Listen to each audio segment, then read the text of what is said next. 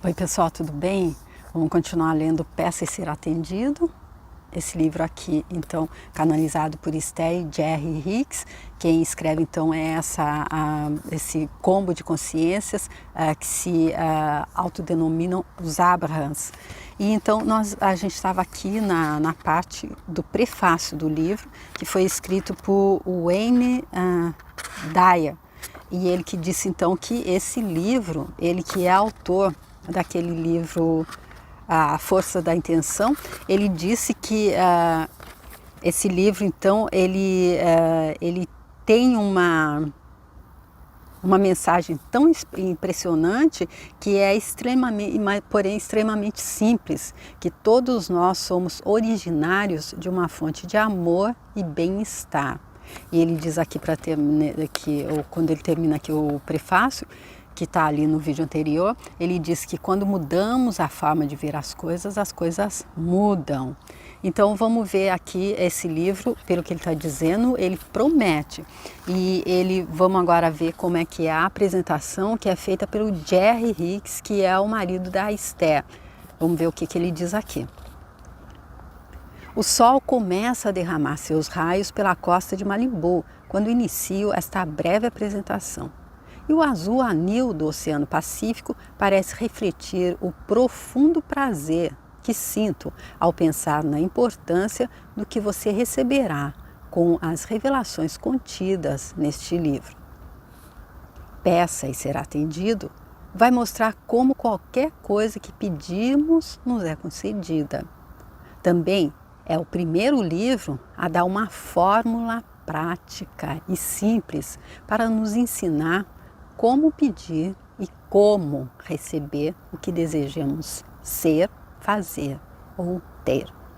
Gente, olha que promessa que ele está fazendo aqui. Primeiro ele traz ali um pouco daquela coisa bucólica ali, de onde é que ele estava ali na costa de Malibu, e ele disse que o azul anil do Oceano Pacífico, olha que cenário, que local onde ele está, e aí ele pensa no profundo prazer que ele sente ao pensar na importância que a gente receberá do que eles estão nos dando, disso que eles estão nos presenteando com as revelações contidas nesse livro. E aí, se a gente compara ali com o prazer de estar nesse paraíso, então a gente vê que realmente é alto aqui, né?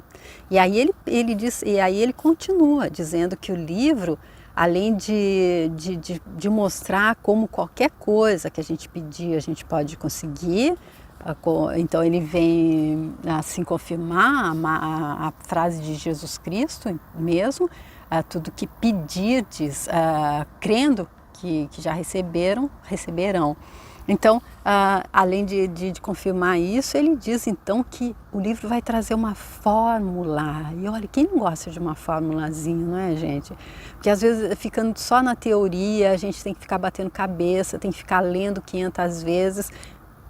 Isso até que a ficha caia. Mas quando tem a fórmula, mas aí ele diz uma forma prática e simples. E aí a gente pode se lembrar também ali das lições dos livros do Napoleão Hill, que ele diz que conhecimento só é poder quando colocado em prática, quando posto em ação. Ou seja, ainda que haja uma fórmula aqui, mas se a gente não puser em ação, eu vi alguém dizendo que tinha uma pessoa que ficava rezando, não sei se foi o Dr. Lai Ribeiro que disse isso, uma pessoa que ficava rezando para pedir para ganhar na loteria, e rezava todo dia pedindo para ganhar na loteria. Aí um dia Deus se encheu e falou, mas vê se pelo menos compra um bilhete. Então é mais ou menos isso da ação, do que se requer da gente. Aí vamos ver o que ele continua dizendo aqui. Décadas atrás, ao procurar respostas plausíveis para saber o que é Deus, descobriu o termo inefável, que significa incapaz de ser expresso em palavras. O conceito contido em inefável coincidiu com a conclusão a que eu havia chegado em relação a Deus. Eu tinha observado que quanto mais nos aproximamos do conhecimento do não físico, menos palavras temos para expressá-lo claramente. Então aqui o que ele está dizendo que quando ele buscava respostas para saber o que é Deus, o que ele teve então em resposta, o insight que veio para ele é que era uma coisa incapaz de ser expressa em palavras, uma coisa, acho que aí ficou, mas o Deus é uma frequência, Deus é uma consciência, Deus é a energia primordial de tudo, capaz de ser expresso em palavras, pelo menos nas palavras aqui para a gente aqui fechada nesse círculozinho ou nessa nossa vida humana tridimensional relativa. E aí então ele disse que isso, o que ele então entendeu com isso é que quanto mais nos aproximamos do conhecimento do não físico, do não dessa matéria, menos palavras a gente tem para expressar isso com clareza. E até porque quando a gente vê aí falar das outras dimensões de realidade, a gente vê que as pessoas não se expressam como a gente, através de palavras, de sons, assim, de articulação, como a gente faz, mas sim através do pensamento. Em nossa história física, desenvolvemos bilhões de filosofias, religiões, opiniões e crenças. Apesar disso, mesmo com os bilhões e bilhões de pensadores refletindo, concluindo e transmitindo suas crenças para as gerações seguintes, não encontramos palavras físicas para expressar o não físico. Pelo menos, palavras com que todos estejam de acordo. Então, aqui ele, mais uma vez, dizendo que fica difícil, então, apesar de todas essas filosofias, religiões, opiniões e crenças, realmente conseguir definir.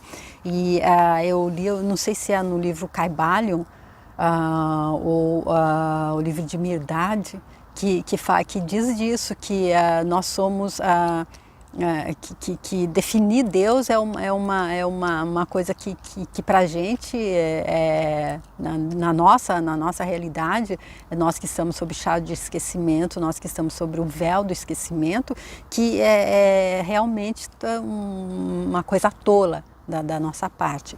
E ele dizendo aqui, então, mais ou menos isso, não foi exatamente com essas palavras, mas o que eu entendi foi isso.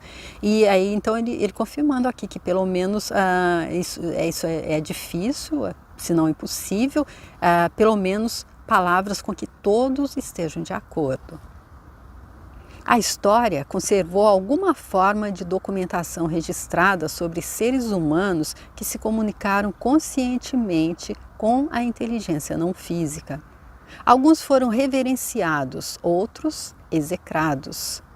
No entanto, a maioria dos que estabeleceram comunicação pessoal consciente com o não físico decidiu não falar sobre suas revelações. Talvez com medo de ser criticada ou considerada louca. Então, eu acredito que aqui a gente entende bem porque é que uma pessoa que estabeleceu comunicação pessoal com o não físico guardou para ela, não é? Porque se ela conseguiu manter essa comunicação é porque ela já está assim com uma expansão bem maior de consciência. Então ela já conhece como é aqui nessa realidade. O ceticismo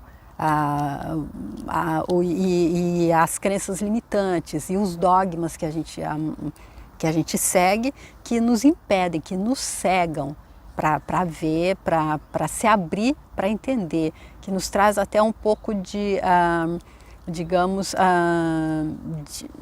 uma coisa que faz com que a gente esqueça de ser humilde, a gente acha que a gente sabe tudo, já está fechado, aquele pacote que a gente pegou é daquele jeito, a gente não se abre nem um pouquinho para buscar uma nova visão, né? Para buscar uma nova compreensão, quem sabe que não vai trazer mais facilidade, pelo menos, para a nossa vida. E aí ele diz que então essas pessoas que tiveram essa comunicação pessoal com o consciente, com o não físico, muitas decidiram não falar sobre as revelações que tiveram por medo de serem criticadas ou consideradas loucas. Moisés, Jesus, Maomé, Joana d'Arc, para citar apenas alguns mais conhecidos, foram receptores declarados da inteligência não física. E a gente vê com Jesus Cristo, nosso mestre, que a forma dele falar com a gente era através de parábolas, porque ele sabia, ele não podia tá falando, porque é como quando ele teve ali aquele diálogo com Nicodemos ali sobre reencarnação, e ele disse, como é que eu faço para chegar no reino de Deus? E Jesus Cristo disse a ele, você tem que renascer várias vezes. E aí ele fez a perguntinha, eu tenho que voltar então para o ventre da minha mãe? E aí Jesus Cristo disse, se você não está preparado para entender as coisas terrenas, como é que você vai querer entender as coisas do céu? E completou, quando a gente não pode estar dando uma comida muito condimentada, um prato de feijoada, por exemplo, para um neném que não tem um organismo ainda desenvolvido para assimilar, para digerir essa feijoada, que só pode, o alimento dele ali é o leite materno, é o melhor para ele, é a coisa mais simples que o organismo dele pode assimilar naquele momento. E pode ser dizer também não atirar pérolas aos porcos. Então, aquele mostrando isso que ele está dizendo anteriormente, que as pessoas ou se calavam, ou como Jesus Cristo, que veio para nos ensinar de alguma forma, usavam desse subterfúgio, então, de estar falando através de parábolas. Assim, embora cada um de nós não esteja recebendo diretamente alguma forma de orientação do não físico, são poucos os que recebem blocos de pensamentos suficientemente claros para serem traduzidos em palavras concretas. Desculpa, eu li embora não esteja, então vou ler novamente a frase. Assim, embora cada um de nós esteja recebendo diretamente alguma forma de orientação do não físico, são poucos os que recebem blocos de pensamentos suficientemente claros para serem traduzidos em palavras concretas. Desses, um número ainda menor está disposto a revelar sua experiência aos outros. Ou seja, todos nós estamos sendo guiados pela centelha divina que está em nós, todos nós estamos ligados a Deus, todos nós temos essa guiança. Porém, são poucos que já estão preparados para receber blocos de pensamentos suficientemente claros. E são poucos desses que estão dispostos também a estar trazendo isso a público, por causa exatamente do que ele disse ali antes, pelo medo de ser criticado ou considerado louco. Essas informações pretendem servir de introdução ao que você está prestes a ler, pois minha esposa, Esther, é uma dessas raras pessoas capazes de relaxar a mente consciente o bastante para permitir a recepção de respostas do não físico às perguntas feitas. De alguma forma, ela recebe blocos de pensamentos e não palavras, e traduz imediatamente o pensamento do não físico na palavra equivalente que mais se aproxima da ideia.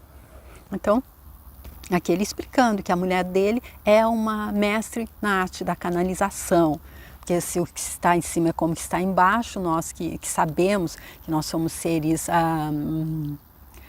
divinos infinitos, né, que nós somos seres espirituais fazendo uma experiência humana, nós sabemos que está tudo ligado, que estamos todos em uma grande onda eletromagnética, onde tudo é informação. E aí então, se a gente tem a capacidade para estar calando o nosso pensamento, se nós temos a capacidade de relaxar a nossa mente consciente, aí a gente pode servir como um recipiente que aí vai deixando passar as informações e traduzindo para a forma que outras pessoas podem entender através de palavras. E é isso que ele diz que a mulher dele, a Esther, tem a capacidade de fazer. Desde 1986, Esther e eu temos visitado anualmente cerca de 50 cidades, ministrando seminários. Os participantes podem discutir ou fazer perguntas sobre qualquer assunto. As pessoas têm vindo aos milhares de diferentes grupos étnicos, com diferentes estilos de vida, diferentes formações filosóficas, todas querendo melhorar a vida de alguma forma, seja para si mesmas ou para ajudar outras pessoas. As perguntas desses milhares de participantes foram respondidas pela inteligência não física por intermédio de minha mulher, Esther Hicks. Então, aqui ele explicando como é que se passa, e agora isso aqui em 86, quando eles começaram, era feito ali só presencial mesmo, porém agora na internet foi dessa forma que eu descobri eles, e dessa forma a gente pode ver ali vários vídeos dela, e ali com plateias fazendo perguntas e ela respondendo. Assim, para responder aos questionamentos daqueles que, como você, querem saber mais, decidi escrever esse livro. É um livro de conselhos práticos no sentido mais amplo do termo. Isto é, como ser, fazer ou ter algo que você deseja. Ele também ensina como não ser, fazer ou ter algo que lhe desagrada. E olha que legal aqui, como ali nos livros do Napoleão Hill, o Pensa e Enriqueça, e o Mais Esperto que o Diabo e o Senhor da Minha Alma, Capitão do Meu Destino, eles são todos baseados em um estudo que ele fez de mais de um quarto de século, mais de 25 anos, ali com pessoas que foram muito bem sucedidas e pessoas que fracassaram. Por quê? Porque para a gente saber como se tem sucesso, é bom saber também como se fracassa, porque aí a gente já sabe aquilo que a gente não deve fazer, pelo menos. Então, ele dizendo aqui que esse livro, ele vai nos ensinar, ele vai nos dar conselhos práticos de como para saber ser, fazer ou ter algo que a gente deseja, e ao mesmo tempo também ensina como não ser, fazer ou ter algo que nos desagrada, aquilo que a gente não está querendo. Talvez você ache o texto um pouco repetitivo. É proposital, pois nossos conceitos e categorias mentais, nossas crenças, acham-se tão estruturadas que é preciso voltar várias vezes às novas formas de compreensão da realidade para que sejam absorvidas.